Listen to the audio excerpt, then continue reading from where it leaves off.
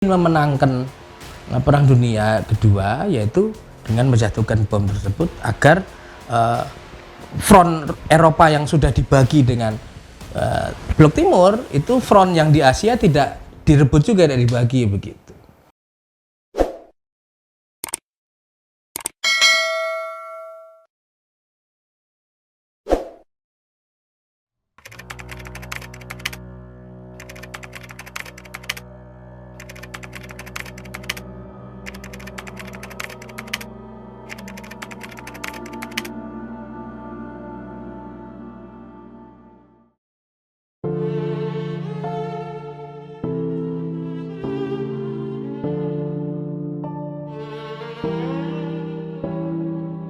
Ya, jadi dalam rangkaian Perang Dunia Kedua, salah satu peristiwa yang sangat dramatis yaitu pemboman yang dilakukan oleh Amerika mengebom dua kota milik Jepang, yaitu kota Hiroshima lalu dilanjutkan kota Nagasaki.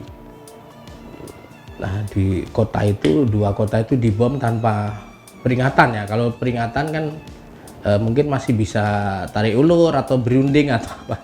Ini nggak ada peringatan, pokoknya ujuk-ujuk aja. Mak jegagi gitu, mak bedunduk itu bomnya jatuh. Jadi orang-orang di dua kota itu sedang melakukan kegiatan sehari-hari secara natural. Ada yang belanja ke pasar, ada yang anak sekolah ya, karena kejadiannya pagi hari. Dua-duanya walaupun berbeda hari tapi sama-sama di pagi hari. Sehingga jejak-jejak dari korban itu, karena radioaktif itu panas sekali ya, radiasi panas itu sangat dahsyat, sehingga ada nanti bekas-bekas dari jenazah yang tidak ada tulang dan abunya, tapi hanya tinggal bekas bayangan gosongnya di jalan, di dinding begitu.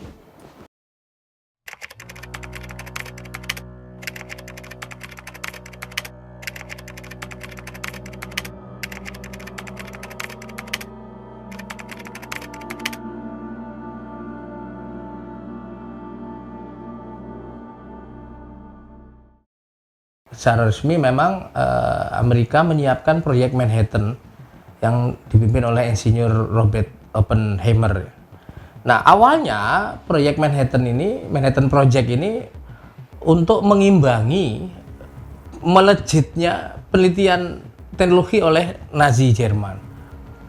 Ya, bikin macam-macam, bikin Bertha, bikin Zeppelin, wah macam-macam, sehingga agak keder sebenarnya Amerika dan Barat, kok buatan Jerman nih canggih-canggih, sepeda motornya, mobilnya dan sebagainya. Nah, sehingga untuk mengimbangi dibentuklah Manhattan Project ini atau proyek Manhattan. Nah, penelitian tentang bom atom itu sebenarnya salah satu dari yang diteliti oleh Manhattan Project ini. Tapi bagaimana sampai presiden yang waktu itu berkuasa adalah Presiden Truman ya, Harry S. Truman, itu bisa menetapkan dijatuhkan bom atom saja di Hiroshima dan Nagasaki itu adalah hasil olahan dari olahan strategi dari Interim Committee atau Komisi Penasihat Khusus untuk Presiden. Nah, secara resmi dikatakan kalau kita menggedor dengan menjatuhkan bom atom itu minimalisir pihak korban dari Amerika begitu.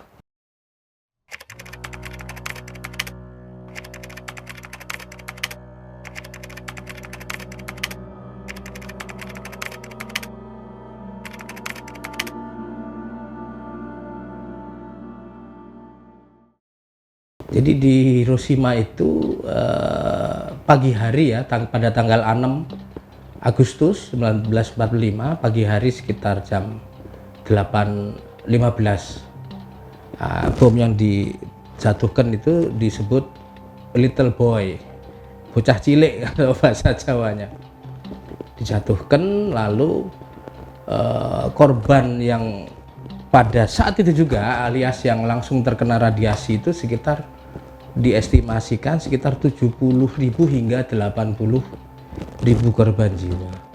Namun dampak dari itu ya, rentetan-rentetan masalah kesehatan dari yang penyintas itu banyak yang lalu berguguran tanda kutip meninggal setelah berapa lama itu sekitar mencapai angka 140 ribuan lebih. Sedangkan yang Nagasaki itu yang terjadi bom jatuh di Nagasaki itu pada tanggal 9 Agustus 1945 itu agak siang ya, tapi masih terhitung pagi, yaitu jam 11:02.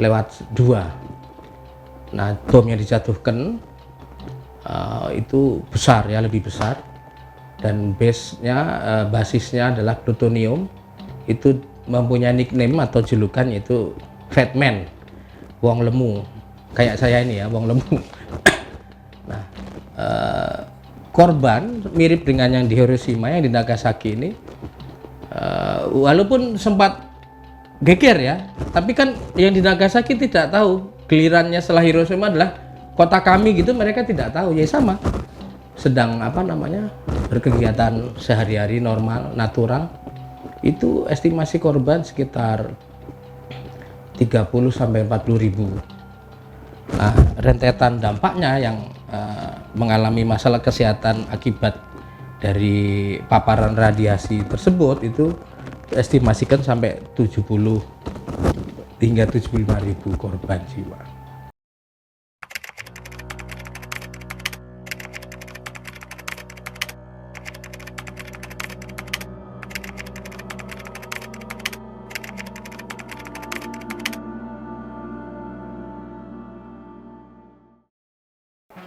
Jadi dua bom atom tersebut yang dijatuhkan ke kota Hiroshima dan kemudian kota Nagasaki itu oleh pengirimnya ya, tanda kutip oleh Amerika, sang rival ini diberi nickname atau nama julukan, yaitu yang dijatuhkan di Hiroshima dinamakan Little Boy, lalu yang dijatuhkan ke Nagasaki dinamakan Fat Man. Secara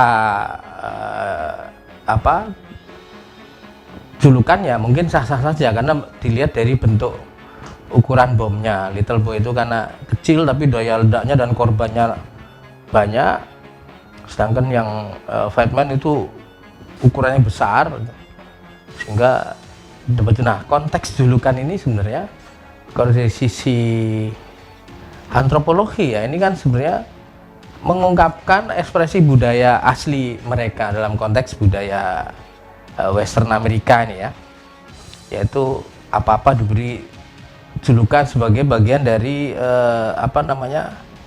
ekspresi mereka. Misalnya punya mobil diberi julukan. Nah, ini juga punya bom atom karena ini menjadi kebanggaan, lalu menjadi tanda kutip andalan kan, seperti pusaka. Di sini agak ironis karena di satu sisi yang dikenai bom itu kan sebuah tragedi ya, sebuah kepedihan, tapi di sisi yang mengirimkan itu sebuah selebrasi gitu, perayaan. Tapi ya itulah memang pedihnya peperangan tuh seperti itu.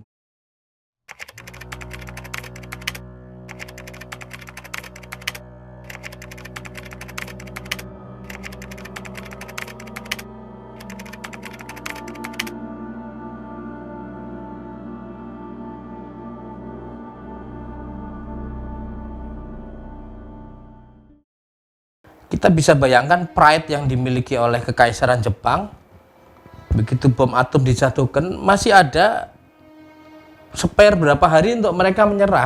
Mereka menyerahkan di tanggal 14 dan diumumkan tanggal 15. Nah, memang dampaknya yang utama dan yang diinginkan oleh pengirim, yaitu Amerika, pengirim bom, adalah agar Jepang mau menyerah. Nah, dampak-dampak berikutnya dengan Jepang menyerah karena dijatuhkan bom atom, negara-negara lain menyambut, termasuk salah satu dampaknya adalah kemerdekaan Indonesia yang juga diproklamasikan di bulan Agustus setelah pasca pemboman tersebut.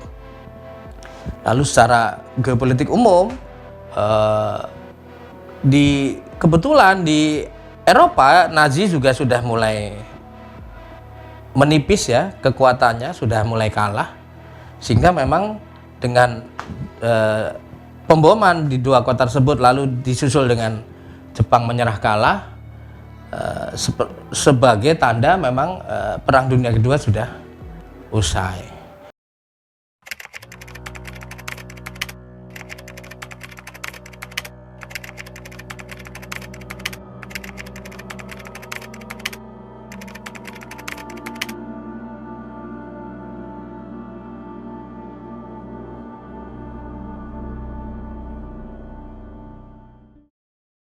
Dalam salah satu asumsi dalam spekulasi yang beredar, ini Amerika sengaja menjatuhkan bom itu untuk mengambil kredit kemenangan, karena ada yang mengatakan sebenarnya Rusia itu sedang jaya-jayanya di front Eropa, di medan laga Eropa itu, penyerangan Nazi ke Rusia bisa dikalahkan, lalu pasukan Rusia sudah menembus ke wilayah-wilayah yang tadinya dikuasai Nazi, sehingga ketika Eropa itu kalah karena Rusia ada andil besar, sehingga dibelahlah menjadi Rusia Soviet ya, waktu itu Soviet ya, Soviet menguasai wilayah ideologi timur jadi Eropa Timur, khusus di Jerman kota Berlin juga dibelah, dipasangi tembok tinggi ya, menjadi Berlin Barat, Berlin Timur. Nah, sedangkan menurut spekulasi ini dibaca, Amerika membaca nih kalau Rusia dibiarkan sebagai ikon yang menang, memimpin perang dunia kedua menang, Amerika nggak kebagian apa-apa, tanda kutip ya, dalam konteks pengaruh. Kedua, dalam konteks ideologi Barat tentunya akan kalah pamor daripada ideologi timur yang dibagi oleh Uni Soviet. Menurut spekulasi tersebut, menurut asumsi tersebut, Amerika ini buru-buru tanda kutip ingin memenangkan perang dunia kedua, yaitu dengan menjatuhkan bom tersebut agar front Eropa yang sudah dibagi dengan blok timur, itu front yang di Asia tidak direbut juga, tidak dibagi begitu. Nah, konteks Pearl Harbor, ini pasti balas dendam ini. Nah, ini katakan spekulasi B ya. Kita tidak menemukan datanya, ditulis benar kami menjatuhkan bom karena balas dendam, itu tidak ditemukan. Tapi bisa jadi tercederai dengan penyerangan tiba-tiba oleh Jepang, armada kamikaze-nya itu. Jadi sehingga ada spekulasi B, kok tega ya, kok kesampaian ya Amerika jatuhkan bom atom yang tentu sadar akan banyak memakan korban jiwa. Nah, dalam spekulasi B itu adalah balas dendam atas Pearl Harbor. Begitulah kira-kira beberapa spekulasi yang berkembang.